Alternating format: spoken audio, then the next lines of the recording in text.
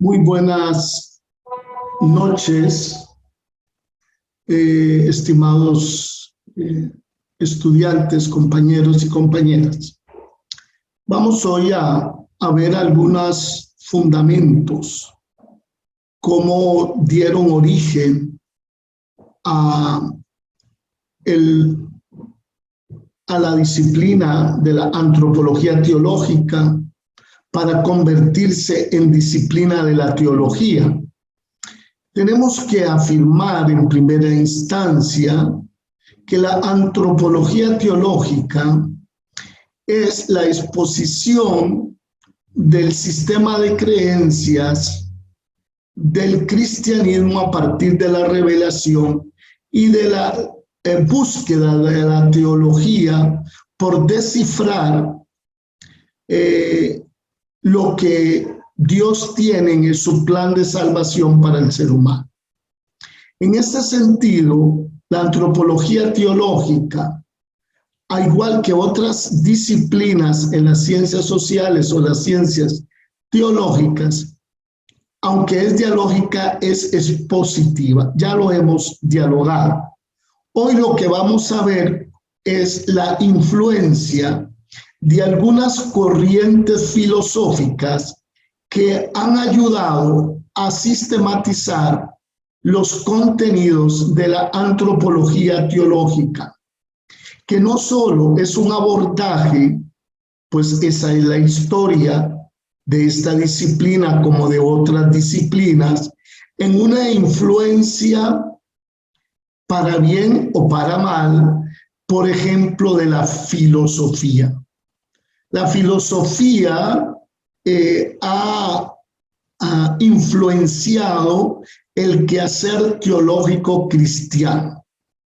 De esta manera, podemos llamar que hay una antropología filosófica, y esa antropología filosófica que busca la comprensión del sujeto hombre ha influenciado con sus autores a partir del siglo XVI hasta nuestros días. No podemos ignorar sin dar un juicio de valor, porque así es la historia, pero tenemos que comprender que muchas visiones de la antropología teológica, el resultado de estas visiones que han existido y existen a través de la historia. Es por eso que en estos fundamentos históricos que han dado pie a la sistematización de la antropología teológica, lo que vamos a ver hoy son algunas corrientes que han, digámoslo así, influenciado diferentes cosmovisiones. Y la búsqueda en la madurez de la disciplina de la antropología teológica o cristiana proviene de la correlación entre ortodoxia y heterodoxia. La ortodoxia es la exposición doctrinal de los fundamentos de la creencia sin agregar y quitar nada. La heterodoxia es la pregunta, el cuestionamiento que ha gestado ciertamente herejías, pero que por otro lado han contribuido a el desarrollo de la disciplina teológica. No es que estoy afirmando que es acertado la herejía, pero sino hay esa búsqueda, hay una posibilidad en la búsqueda de la comprensión humana desde la razón de equivocarse. En la ortodoxia nada más es una repetición de verdades que es incuestionable. La heterodoxia, por su parte, se da lujo de cuestionar y hace un diálogo con la verdad revelada. En algunos momentos se acierta y en otros momentos se confunde, pero es esa búsqueda del intelecto humano para comprender especialmente las cosas sagradas. Es lógico que influenciaron a la antropología teológica las corrientes del descubrimiento de un sujeto como es el hombre.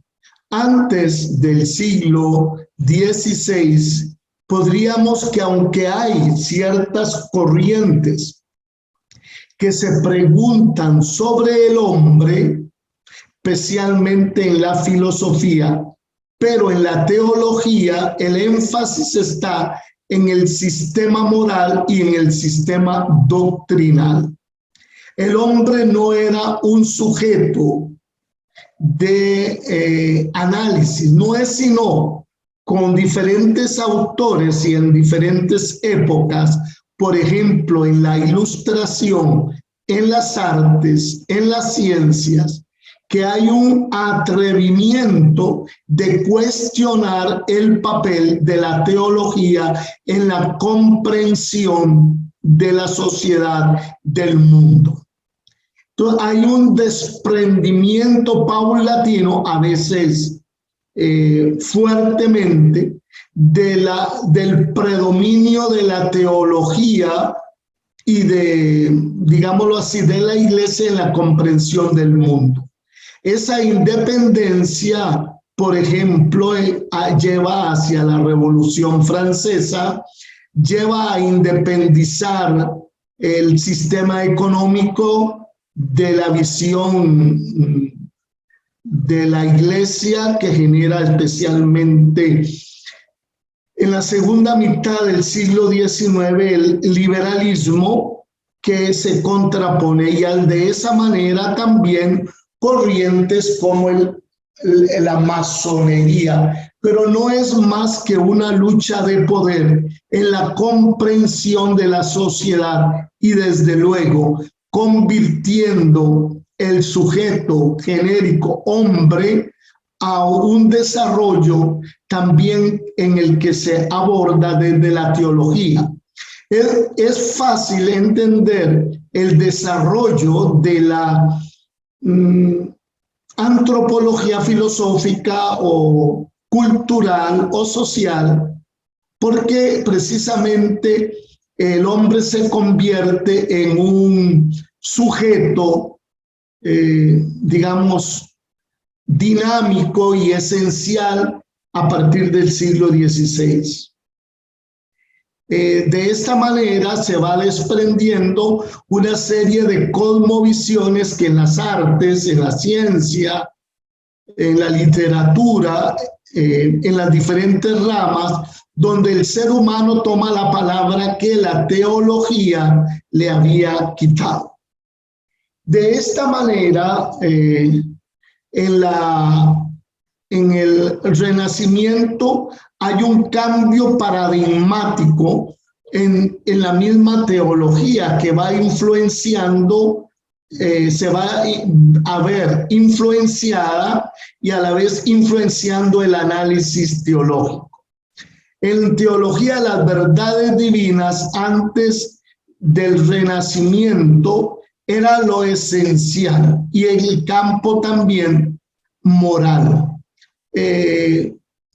especialmente en el tema de la comprensión no solo del sujeto individual, sino del sujeto colectivo, que es el hombre, pero en relación con Dios, no en relación consigo mismo. Aunque ya en la patrística y en ciertas corrientes de teología ya se va convirtiendo el hombre en un sujeto en el cual se busca dar razón de el hombre y su relación con el plan de Dios. Desde luego que los padres de la Iglesia dan ciertos indicios muy importantes que la antropología teológica hoy lo ve como una de las fuentes esenciales para la comprensión del hombre desde la fe cristiana. También la teología, especialmente en Santo Tomás de Aquino y de una manera especial San Agustín. Pero de esta manera no es el hombre un sujeto explícitamente de comprensión de la teología. Es a partir del siglo XVI que se va construyendo ese aporte de la ciencia y de la filosofía. Desde luego que en el nivel de poder, en ese desprendimiento que hace la filosofía, la ciencia, la economía y la política, que antes estaba totalmente gobernada por el ambiente religioso, y en ese desprendimiento, especialmente en el Renacimiento, en las diferentes áreas del conocimiento humano, dan el fundamento para convertir al sujeto genérico, hombre y también individual, como un sujeto de conocimiento. Algunos de ellos logrando un impas en el sentido de que lo van haciendo muy sutilmente. Leonardo da Vinci, Miguel Ángel, Sanzio y Botticelli, por ejemplo, que son más finos en ese desprendimiento, inclusive en introducir temáticas llamadas del mundo en el ambiente eclesial. Pero eso no es simplemente un abordaje sutil, sino que lo va haciendo un cambio paradigmático. Diferente es Galileo Galilei, que se atreve a ir desarrollando un conocimiento racional o racionalista de la comprensión del mundo, que a su vez lleva a la comprensión del ser humano, que dan los fundamentos del conocimiento científico como una forma de abordar la realidad y desde luego el hombre, independientemente de las causas trascendentales. Algunos hacen como un sacerdote Pascal, que intenta lograr un diálogo entre ciencia y filosofía, como una respuesta dialógica, pero en ese camino se va construyendo ya el sujeto y el objeto de estudio de la antropología teológica, en el sentido de que lo que sucede es que ya el sujeto hombre como sujeto genérico es, digámoslo así, un sujeto capaz él mismo de comprenderse a él mismo. De todas maneras, estos autores que ustedes conocen, que van generando el método científico, lo que van descubriendo es la independencia de la explicación sobre la realidad desde el punto de vista de la ciencia o de la literatura o desde otras visiones. Por ejemplo, en psicología se da el paso de la comprensión del ser humano como un ente, especialmente en la segunda mitad del siglo XIX, como un ser humano no solo exterior, especialmente con el psicoanálisis, sino un ser humano que tiene estructuras internas que no necesariamente están referidas al espíritu o al alma, sino que son de otra dimensión. Ese aporte, por ejemplo, de Freud y los neufreudianos como Lacan y otros autores, lo que van dando y aportando a la antropología teológica es la posibilidad de ver al ser humano en sí mismo. Él se mira a sí mismo porque es sujeto y objeto de estudio de la antropología teológica, pero necesita el bagaje que le aportan las ciencias sociales y, ¿por qué no, las ciencias biológicas? Para la comprensión de sí mismo.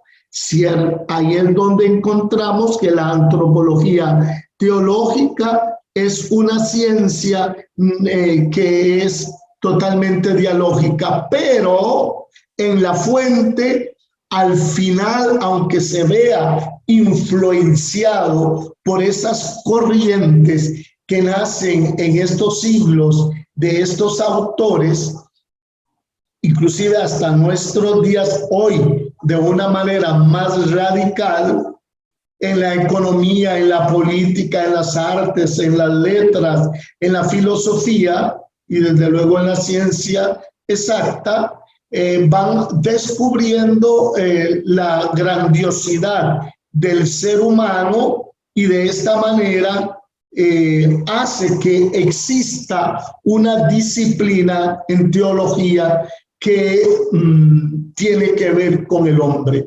No podríamos explicar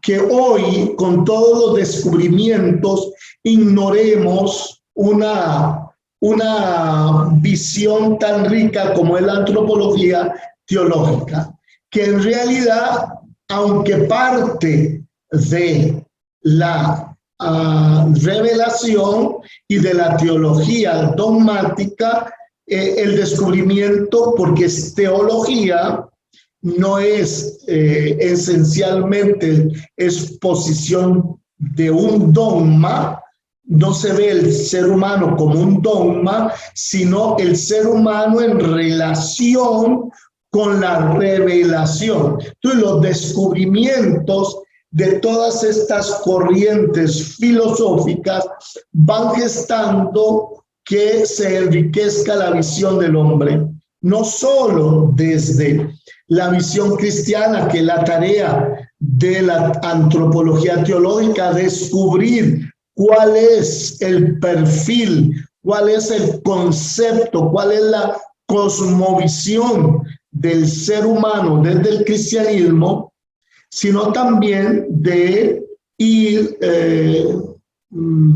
digamos, dialogando con las diferentes cosmovisiones, porque el conocimiento teológico no es un conocimiento cerrado.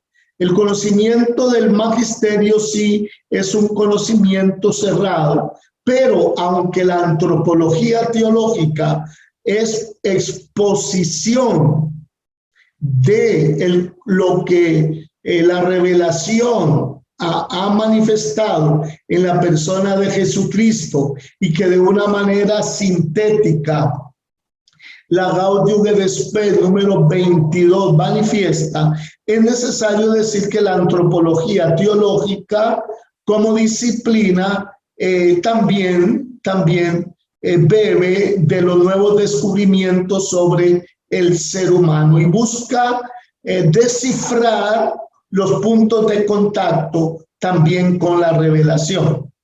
Desde luego que en el abordaje, y en eso tiene que haber algo muy claro, en el abordaje del hombre se puede abordar desde diferentes cosmovisiones: la psicología, el marxismo, el personalismo, la filosofía, la sociología y, ¿por qué no?, desde el cristianismo, que a partir del siglo XVI genera un sistema, por eso es una disciplina teológica en la que claramente se manifiesta cuál es el plan de Dios sobre el hombre.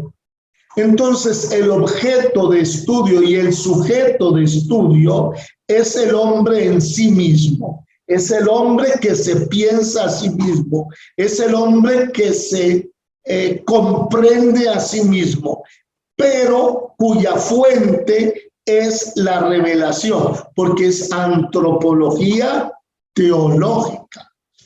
Y eso hay que tener muy claro. Yo puedo tener diferentes cosmovisiones del ser humano, pero la antropología teológica no puede ser sincrética, no puede haber un sincretismo, porque ya sería otra cosa. No es que esa otra cosa esté mal, pero no es la exposición concreta del perfil, del concepto, de la creencia, de la revelación respecto a la criatura hombre. Puede ser que a uno le llame la atención otros abordajes, pero ustedes como profesionales de la teología, eso no estoy hablando de la teología solamente católica, sino de la Iglesia de Cristo, que como ya hemos visto, es la Iglesia Católica Romana, es la Iglesia Católica Anglicana, con todas sus ramas, también la Iglesia Ortodoxa y la Iglesia de la Reforma. Digamos, esa Iglesia de Cristo, compartimos, a pesar de las diferencias, un concepto de hombre. Aún así, por influencia de diferentes formas de comprensión del ser humano al interno de la antropología teológica, hay diferentes cosmovisiones que llevan también, desde luego, a diferentes concepciones respecto, por ejemplo, a la moral. Porque la concepción del sistema moral no solo proviene de la comprensión y de la interpretación de la revelación, sino también del concepto de ser humano. Y en eso las investigaciones de las ciencias sociales no deja de influenciar todavía, claro que sí, porque es dialógica la antropología teológica y tiene mucha conecte con las ciencias sociales y con las ciencias exactas para la cosmovisión. Entonces, podríamos perfectamente decir que no hay una antropología teológica, sino antropologías teológicas. Desde luego que el punto de partida de la materia es tratar de dar razón de los elementos más centrales de la teología cristiana. Vean que no llamo católica, sino cristiana, de la Iglesia de Cristo, en estas 4 secciones que anteriormente estoy indicando. Entonces, la antropología teológica por naturaleza es ecuménica. Pues claro que es ecuménica porque compartimos algunos elementos, pero donde hay un quiebre, a pesar de que se parte de la revelación, es, por ejemplo, en las diferentes concepciones sobre el hombre. Si hay diferentes interpretaciones de la revelación, no es lo mismo la exégesis o en términos generales y la hermenéutica de la Iglesia de la Reforma a la Iglesia Católica Romana. Las conclusiones de esa hermenéutica sobre las verdades reveladas y desde luego que del hombre hace que dentro de la misma antropología teológica haya diferentes concepciones. Eso es lógico, pero la teología lo permite porque En un momento la teología puede ser ortodoxa, pero en otro momento la teología puede ser heterodoxia, ir más allá de lo que siempre se ha creído. Y ese es el papel de la teología, buscar la verdad, y en esa búsqueda de verdad se ha equivocado, y en esa equivocación es lo que hemos llamado herejías. Desde este punto de vista, en la antropología teológica, el abordaje, ya lo hemos dicho, es desde la revelación. Y desde la revelación está la criatura y este es el creador. Entonces, esa relación es como la línea del tren donde están conectadas, pero hay un origen, hay una fuente del ser humano, y por eso ese origen y esa fuente es Dios, creador. No necesariamente, como lo vamos a ver, todas las corrientes que accesan al ser humano en el marxismo, en la psicología, se parte del hecho de que el ser humano es una criatura. Entonces, es un elemento propio de la antropología cristiana.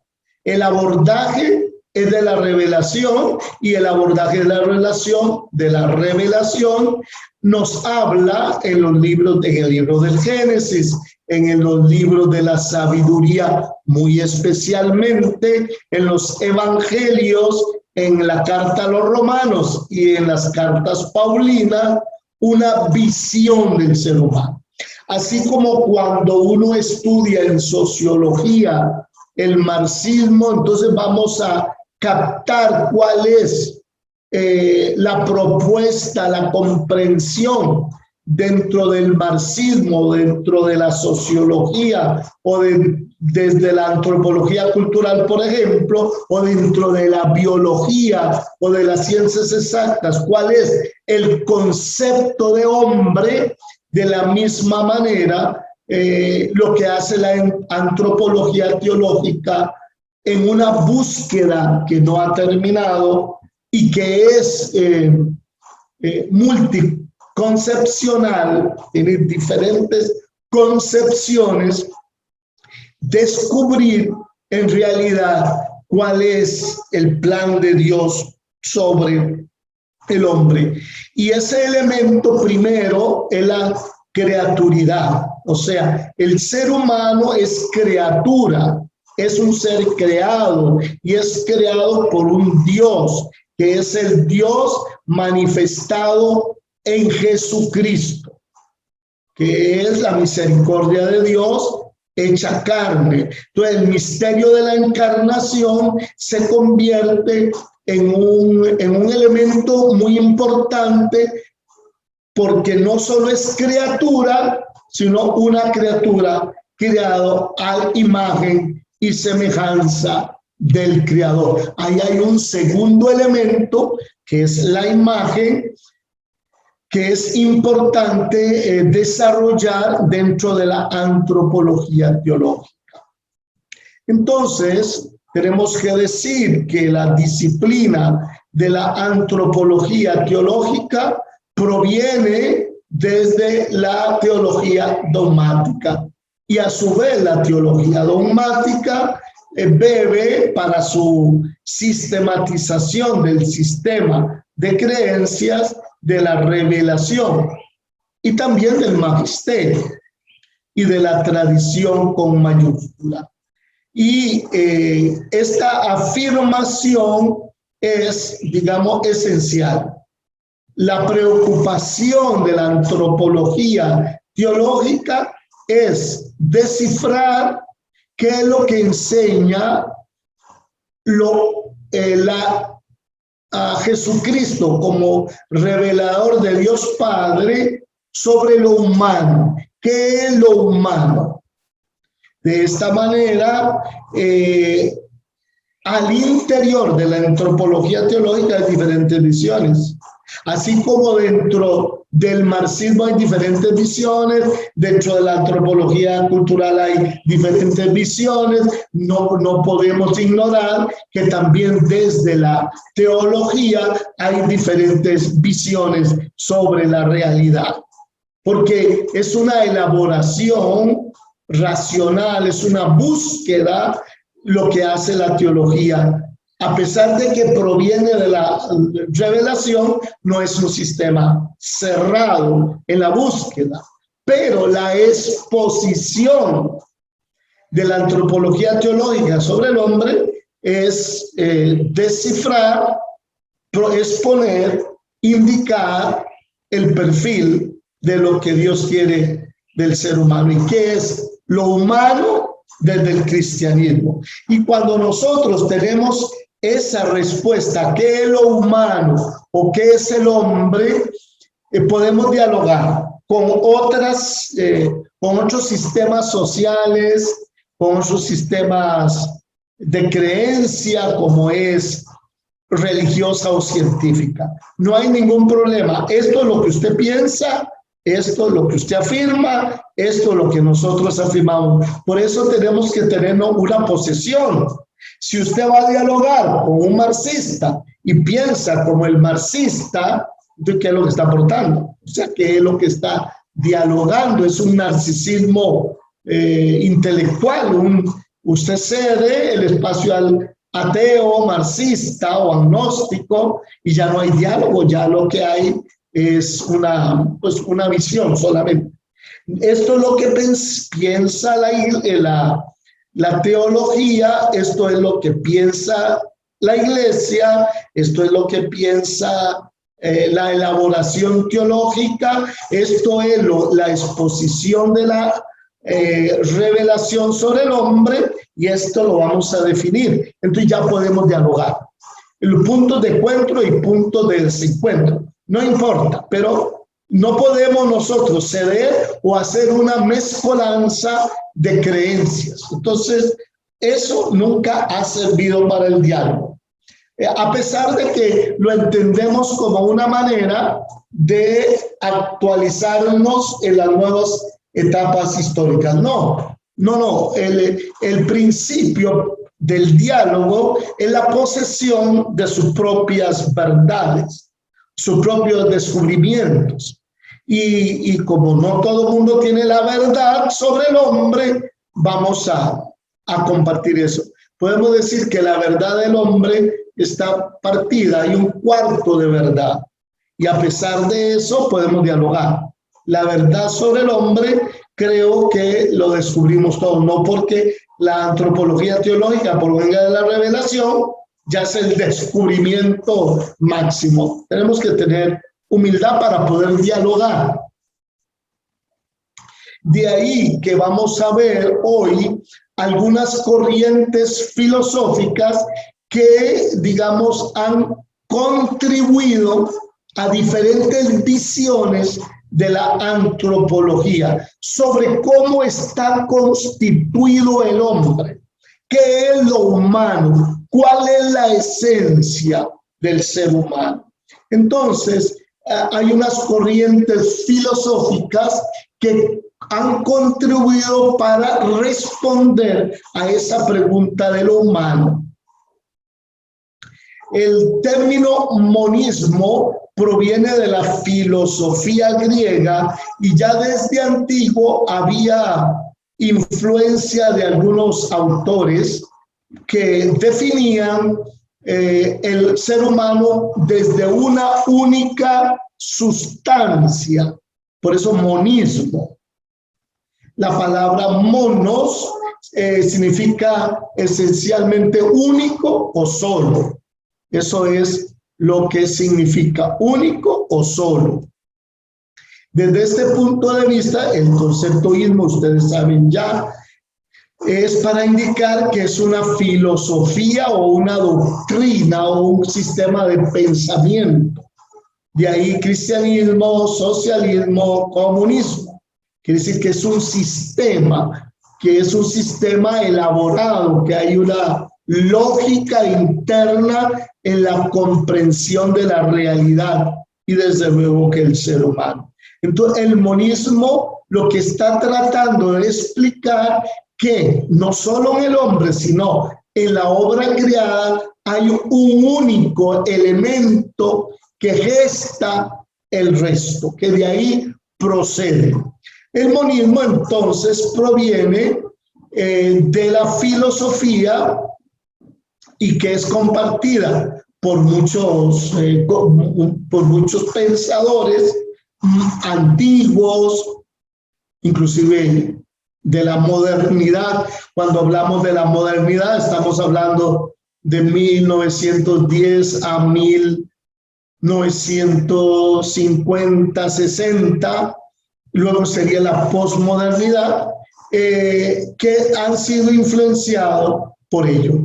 Que lo que se busca es explicar la existencia de todo lo que está en el universo, de los seres, de la obra creada. Y el monismo lo que intenta explicar, no solo en el hombre, sino en la creación, en el universo, que hay una sustancia primaria que en la antigua Grecia llamaban arché o arché, que es como el origen de todo. Entonces, también el ser humano. Del arché proviene toda la obra, pero digamos, no es Dios, sino un principio primario del que procede. En algunos momentos pensaban que era un Dios, pero lo importante en la filosofía no es la afirmación que sea una deidad, sino una sustancia primera, arché, que también en el hinduismo y el budismo lo llaman de otra manera, tienen este mismo pensamiento. En las concepciones monistas coinciden en decir que hay una causa fundamental que origina todo. Y entonces, por ejemplo, en aquellos científicos que hablan que todo está explicado del Big Bang, entonces estamos diciendo que la causa primera, esa explosión en un momento que genera todo lo que existe y desde luego el ser humano. Desde luego que hay diferentes tipos de monismo. No vamos a plantearlos y a adentrarnos en eso, pero yo los voy a nombrar porque esto es un recordatorio de sus clases de filosofía. Hay un monismo panteísta en la que hay una relación entre naturaleza y Dios como motor de todo. Hay un monismo espiritual donde el espíritu, en algunos casos, entendido como gnosis, entendido como conocimiento, no como alma, es el origen de todo.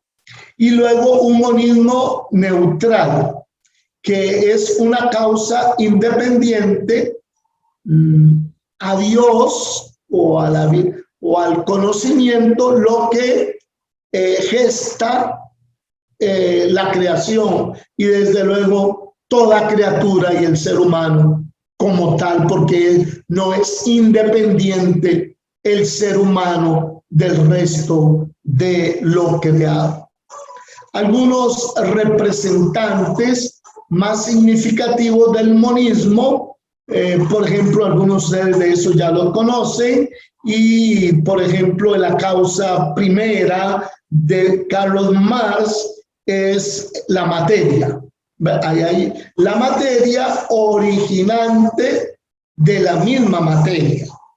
Entonces, ese sistema, digámoslo así, se contrapone al cristianismo, pero son representantes de concepciones monistas. Los gestores, por ejemplo, del materialismo histórico, como dije anteriormente, explica que todo lo creado para explicar la realidad del ser humano, la creación, es la materia en sí misma, sin intervención de un creador. Eso es lo que hemos llamado materialismo histórico. Hay algunos autores, especialmente de la filosofía antigua, que aportaban desde, pues, hace muchos siglos, cuál era la causa de la creación. Sí, hay como un desprendimiento de las cosas de ese hecho. Hay un hecho. Por ejemplo, Heráclito de Éfeso planteaba que era el fuego. Pitágoras, por ejemplo, planteaba que era los números. Entonces, que el hacer uso de teoremas y fórmulas matemáticas se podría llegar a descubrir cuál es el origen de la creación.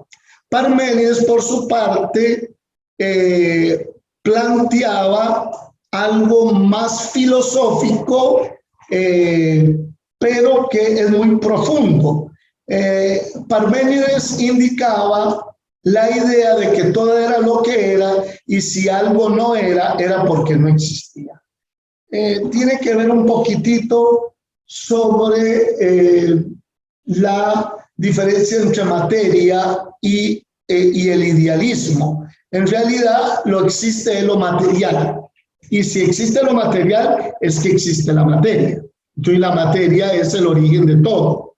Y si no existe la materia, no existe nada. Entonces, ahí se está negando todo lo que tenga que ver con la vida, por ejemplo, interior, la introspección, que eso es muy propio posteriormente en los estudios de Pavlov y de Watson y otros autores en filosofía y psicología, para negar desde el conductismo de que no existe una estructura interna en el ser humano, que lo único que existe es la conducta humana. Por eso el conductismo. Diferente es el psicoanálisis, que plantea que no solo es la conducta humana, que la conducta humana está regentada por estructuras internas, y ahí la separación tan drástica con el conductismo,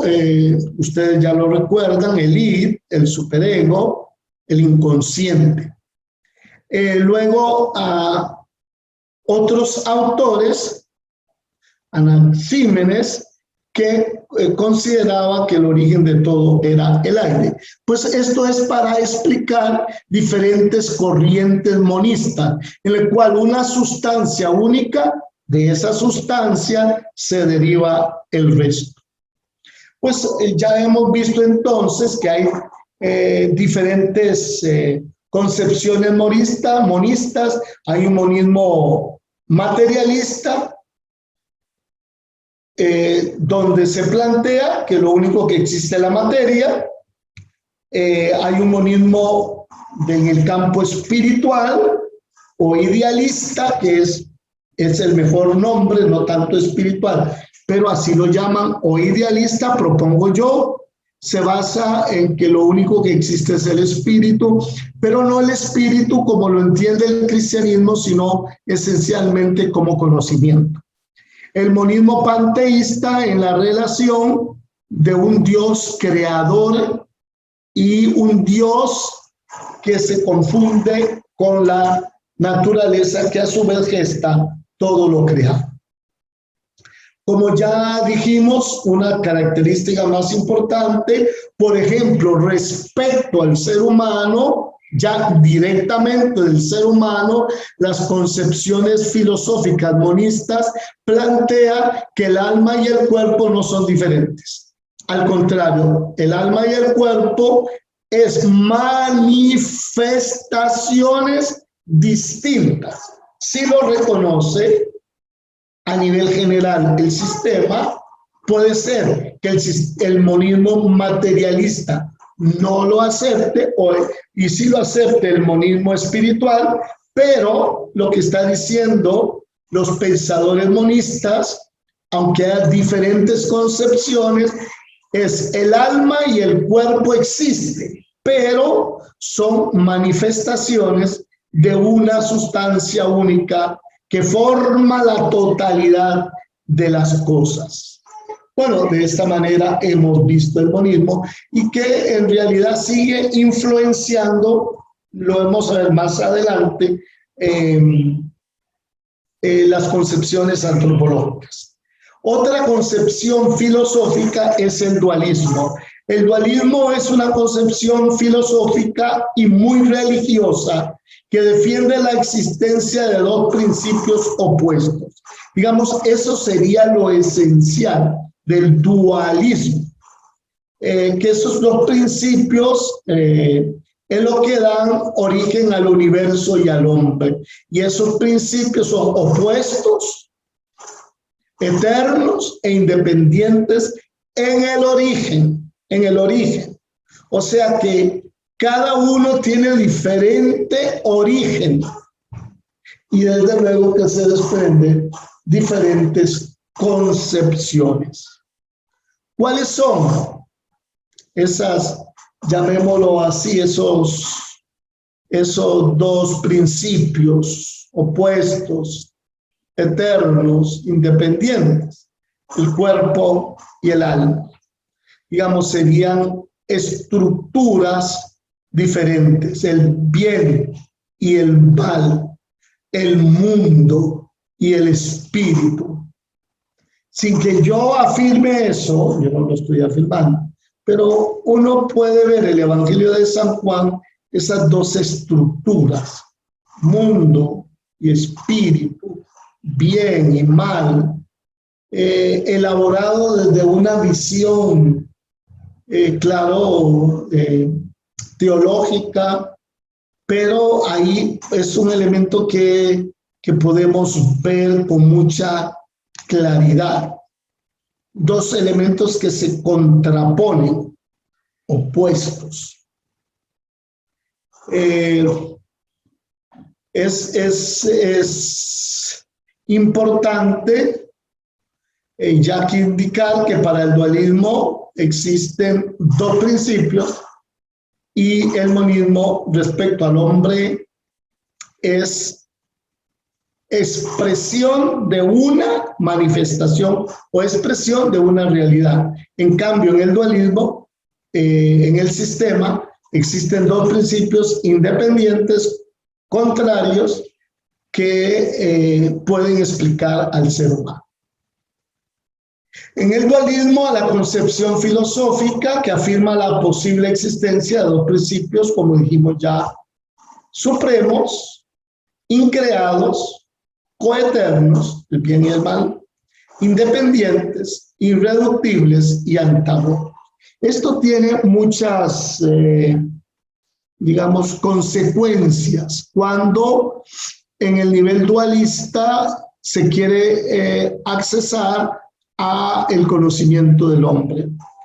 Entonces, ya hemos dicho que esos dos principios, el bien y el mal, entonces son principios que tienen esas características y que muy importantes, que son independientes, que son increados y que son antagónicos.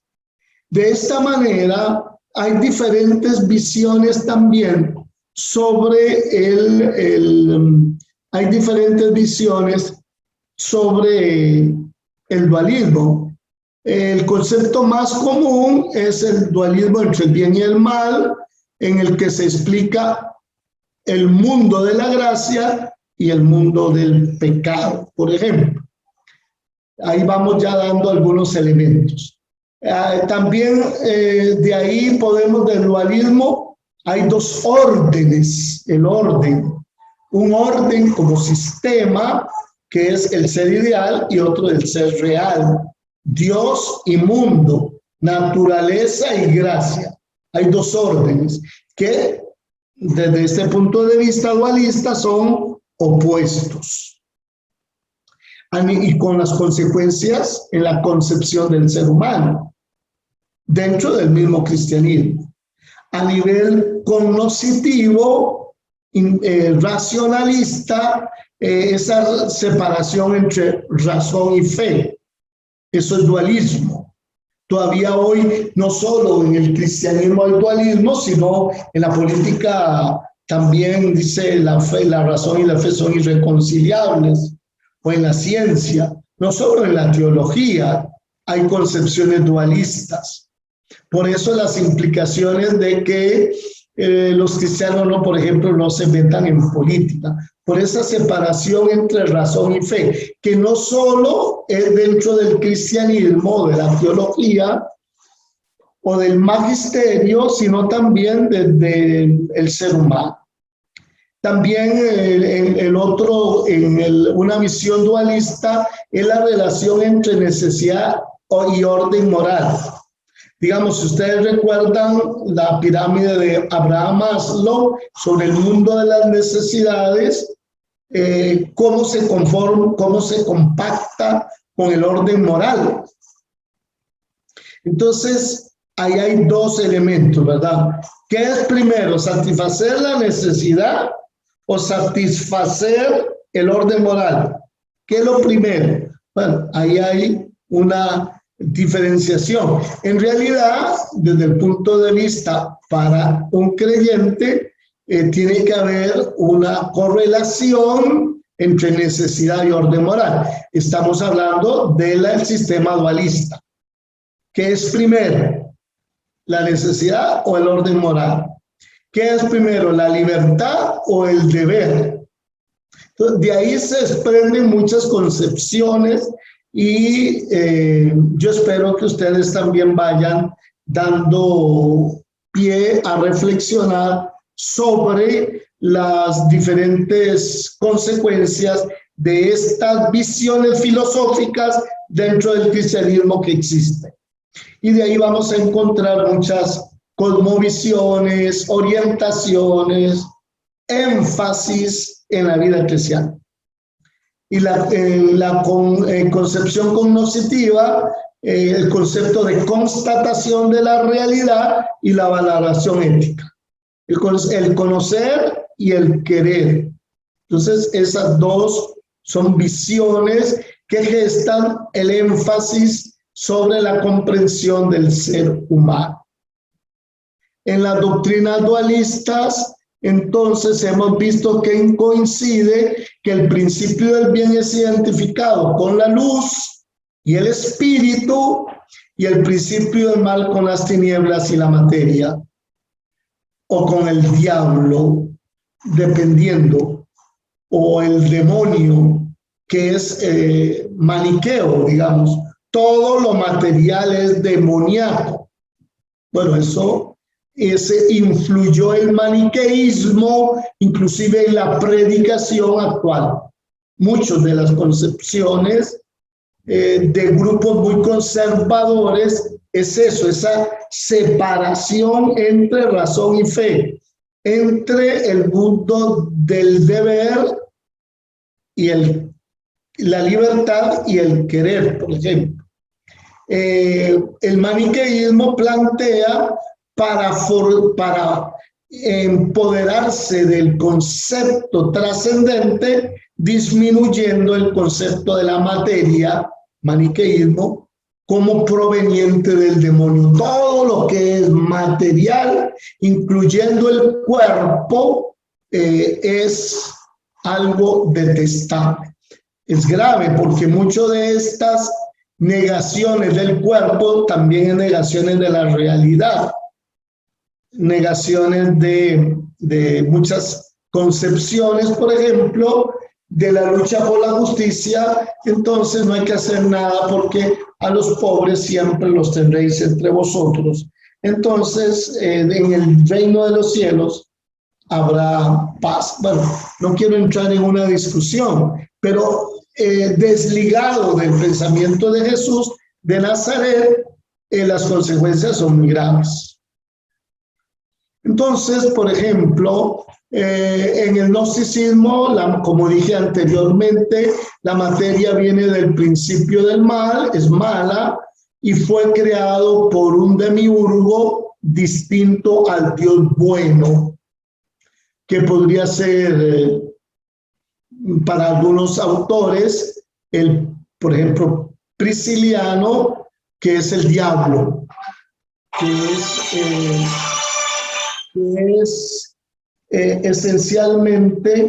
es esencialmente un elemento contrario al Dios bíblico, que genera el mal. Entonces, desde este punto de vista de Prisciliano, una de las consecuencias es, por ejemplo, que justificarían el libertinaje. ¿Por qué? Porque, digamos, ante el principio del mal,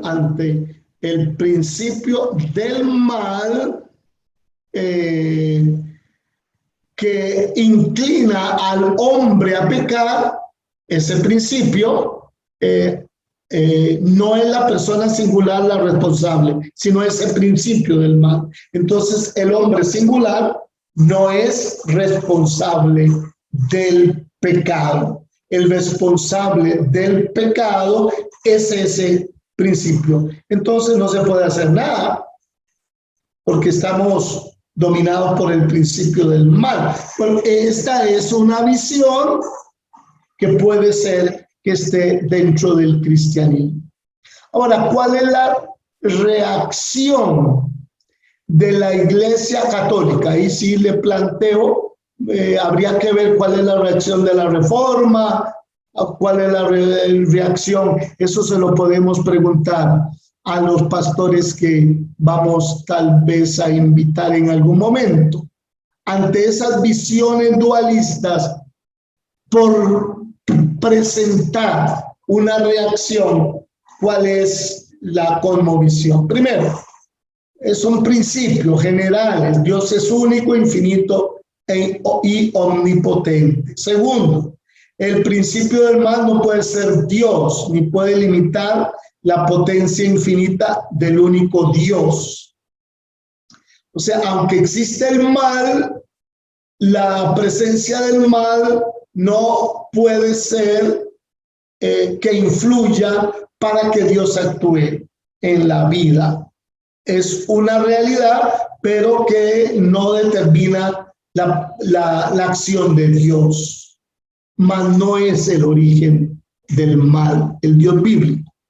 Tercero, todo ha sido creado por Dios, y ahí que estábamos planteando que hay que ir al libro del Génesis, y como tal, toda la creación, al ser imagen de Dios, todo es bueno. Cuarto, todo lo que existe es bueno, y nosotros ya lo hemos visto cuando hay uno de los relatos de la creación, y vio Dios que todo era bueno, todo lo que tiene que ver con la prolongación de dónde viene el ser humano, de Dios, y desde ahí nosotros también, Dios no se puede contradecir. Entonces Dios vio que todo era bueno. Entonces la existencia del mal se explica desde otra realidad y desde otra génesis. Por ejemplo, también con respecto al maniqueísmo, hay una respuesta, porque está muy enlazado con el dualismo, el maniqueísmo, de que con el misterio de la encarnación se reafirma que toda la materia es buena. A través del misterio de la encarnación, Dios se hizo hombre, se hizo materia. Entonces hay una revalorización de la materia y del cuerpo humano frente al maniqueísmo, que es muy dualista. Los principales teólogos que se oponen desde luego al dualismo es Santo Tomás de Aquino y muy especialmente San Agustín. Algunos rasgos de las concepciones dualistas. vamos a ver el hilemorfismo, el gnosticismo y el neoplatonismo. Entonces, el hilemorfismo, hile significa silla en griego, forma, ismo, un sistema. Son tres palabras. Hile, forma, ismo, sistema o doctrina. Es una teoría aristotélica que busca explicar la sustancia de las cosas. Entonces, dice que todos los cuerpos poseen materia y forma. Materia y forma. Entonces, ahí hay una concepción, digámoslo así, dualista. En el mundo material, la materia no puede dar sin la forma y la forma no se puede dar sin la materia. Hay una interrelación entre materia y forma. ¿Qué es la materia? Aquello de lo que está hecha la cosa. Lo material, lo que existe, lo que es percibido. Por ejemplo, la silla es de madera o de hierro. Entonces, pero esa es la materia. La materia es de lo que está hecha la cosa. Y la forma es lo que hace que la silla sea silla y no mesa. Lo que hace que la silla sea silla y no otra cosa. Es su esencia, que toma forma, toma realidad en la materia. Entonces, digamos, uno conoce, ahí está la discusión, ¿qué es primero, la forma o la materia? Un niño, ¿cómo entiende que esta es una mesa? Y en mesa, ¿qué es lo primero? ¿La materia o la forma? A través de un niño recién nacido, ¿cómo va adquiriendo el concepto de silla? Si es a través de la forma o a través de la materia, pues tiene que ser a través de ambas. Vamos descubriendo desde la materia la forma. Entonces podemos distinguir los objetos, porque lo podemos distinguir a lo que es la cosa a través de la materia, y podemos definir lo que plantea la materia observando, digamos, teniendo una forma de la cosa. Entonces, la materia me lleva a la forma y la forma a la materia. Por eso se indicaba en el hilemorfismo, es para explicar cómo está constituida la cosa, lo que existe. Con respecto a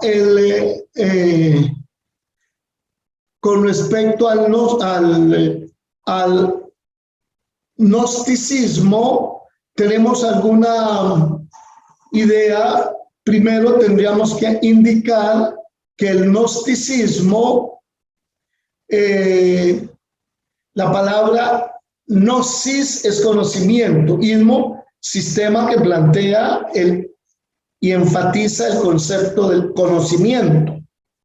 Según la doctrina del gnosticismo, las personas no se salvan por la fe en la obra redentora realizada por el sacrificio de Jesucristo en la cruz, en la resurrección, sino que se salvan, es un elemento central, mediante el conocimiento introspectivo. No todos van a tener el don, la capacidad de adquirir el conocimiento introspectivo.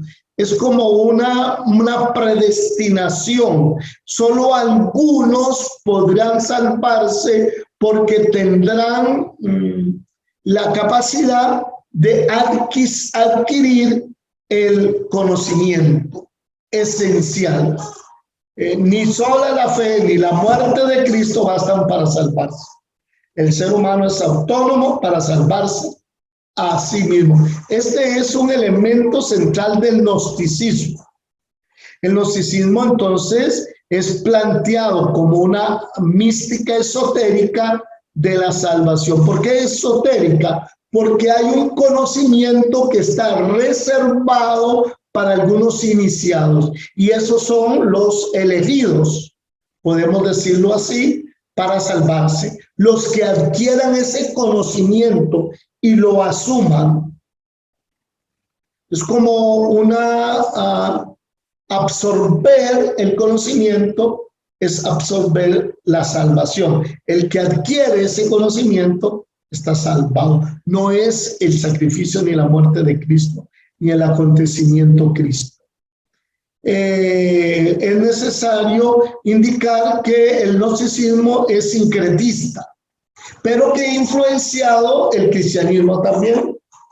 Es sincretista de creencias orientales y de filosofía griega, especialmente la filosofía platónica. Por eso hay que tener cuidado con cuando uno quiere definir la concepción antropológica del cristianismo, hacerse sincretista, porque puede caer en muchas herejías, puede caer en muchas concepciones que se alejan muchísimo de la concepción cristiana sobre el hombre.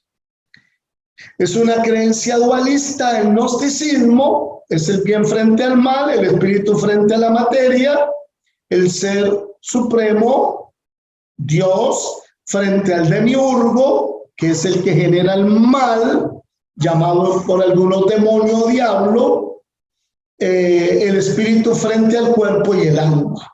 El espíritu frente al cuerpo y el alma.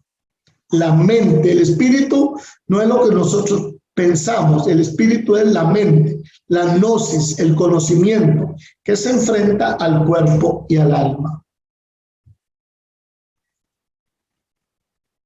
Hay otros elementos que es importante tomar en cuenta, como el conocimiento es la adquisición de verdades trascendentales, y la adquisición de esas verdades trascendentales produce la salvación. El gnosticismo es un carácter dualista. Hoy hay mucho gnosticismo también en algunas visiones cristianas que tienen ciertas consecuencias. Hay un rompimiento entre la materia y el espíritu, hay un rompimiento entre el mal y la perdición, estaban ligados a la materia, que es mala, mientras que lo divino y la salvación pertenecían a la gnosis. Algunas enseñanzas sobre la divinidad, entre esas se encontraba que todo lo espíritu era divino, todo lo que tiene que ver con el conocimiento era divino, incluyendo la parte espiritual del hombre, que es el alma, y que no se necesitaba a nadie para salvarse a sí mismo, siendo Cristo enviado a revelar la gnosis, el conocimiento, para salvarse. Jesús lo que viene, según el gnosticismo, es a revelar un conocimiento, y el que adquiere ese conocimiento de esa manera va a ser salvo. Bueno, luego hay una relación entre quién es el creador, Dios del bien, del conocimiento, que transmite a través de Cristo el conocimiento, y hay uno que se opone a ese conocimiento, que es el que crea la materia, que sería un ser malvado y opuesto al verdadero ser supremo, del cual surgió esa maldad, esa materia. Y el neoplatonismo, que es una filosofía alejandrina del siglo III, que defendía la conciliación de la doctrina platónica con todo el pensamiento antiguo, en especial en la idea de que todo proviene por diferentes grados, todo proviene de diferentes grados de la divinidad. La idea central del neoplatonismo es que del uno se deriva el nous, que es la inteligencia, y que de ahí, de ese uno, es donde se podría explicar la existencia del espíritu y de la inteligencia. Inteligencia entendido como conocimiento. De esta manera hemos expuesto algunas corrientes filosóficas que han influenciado a través del tiempo en las diferentes concepciones del hombre, a veces alejados de la revelación y más filosóficas. La siguiente sesión vamos a tener la oportunidad de analizar, ahora sí, una visión muy sintética del concepto de hombre desde la teología en Gaudium et 22, que es como el texto maestro sintético para entender cuál es la visión del ser humano en la historia. Les voy a pedir a los estudiantes, como hemos hecho esta clase de esta manera, que presenten a través del correo institucional la síntesis, preguntas, inquietudes que puedan ir desarrollando. Les agradezco muchísimo y a través del correo institucional pueden hacer alguna pregunta sobre los trabajos. Les agradezco mucho y que pasen muy buenas noches. Muchísimas gracias.